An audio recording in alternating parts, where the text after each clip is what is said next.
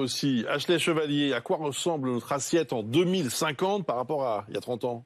Moins de viande, plus de légumineuses et une alimentation locale et saisonnière. La voilà notre assiette de 2050. On a divisé notre consommation de viande par 3. En 2022, on en consommait 82 kilos par personne et par an, dont 21 kilos de viande rouge pour un bilan carbone de 441 kilos de CO2 par an et par habitant. Ça représente quand même aujourd'hui un quart du permis carbone idéal.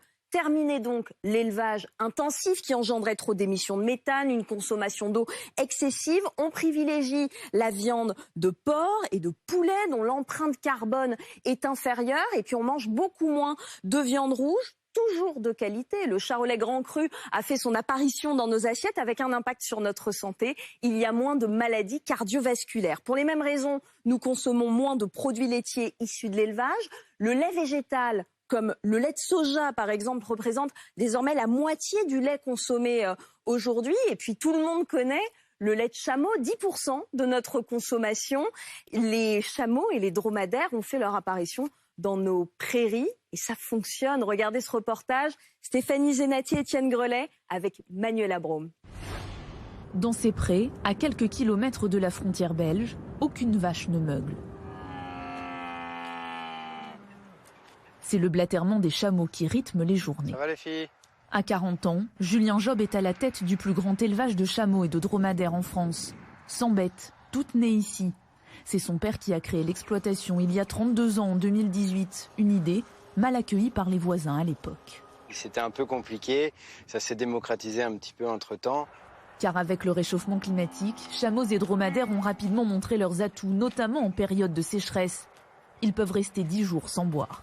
On a pu s'adapter à des terrains qui n'étaient plus du tout adaptés aux vaches puisque ça devenait trop pauvre, il n'y avait plus assez sur un terrain. Donc comme ils peuvent stocker, quand il n'y a pas, ils mangent leurs réserves. Donc on est stable dans notre production, ce qui n'est pas le cas aujourd'hui avec les vaches et tout le reste.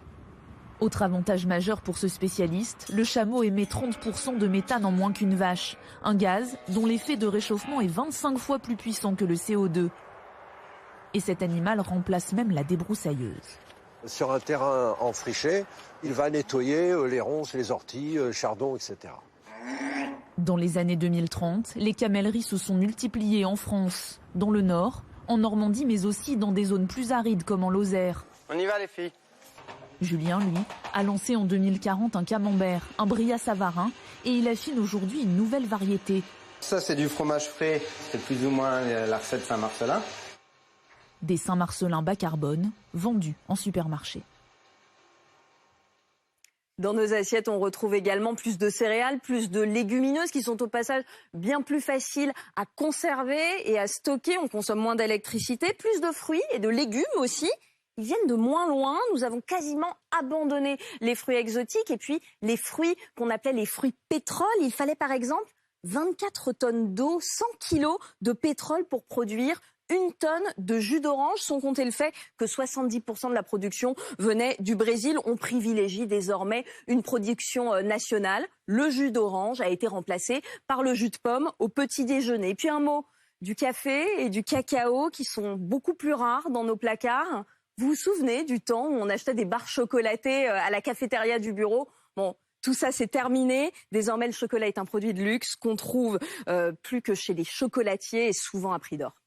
Merci Ashley Chevalier. Le changement a aussi été rendu possible grâce à certaines stars internationales. Le GIEC avait surpris dans son dernier rapport en mettant en avant le rôle des leaders d'opinion. Et beaucoup ont oublié que celui qui vient d'être nommé ambassadeur des Nations Unies pour le climat a d'abord été connu pour son jeu de jambes incroyable et aussi pour son mode de vie très clinquant et son soutien même, souvenez-vous, à Jair Bolsonaro, loin du militant qu'il est devenu aujourd'hui. Il est en ligne avec nous de Manaus au Brésil. Bonsoir Neymar. Bonne nuit Bruce. Alors Bonsoir, on vous voit Bruce. à côté du slogan « Arrêtez le déni, notre planète est en train de mourir ». On a encore du mal à y croire. Quel revirement. Sim, é verdade. Eu nasci numa favela no interior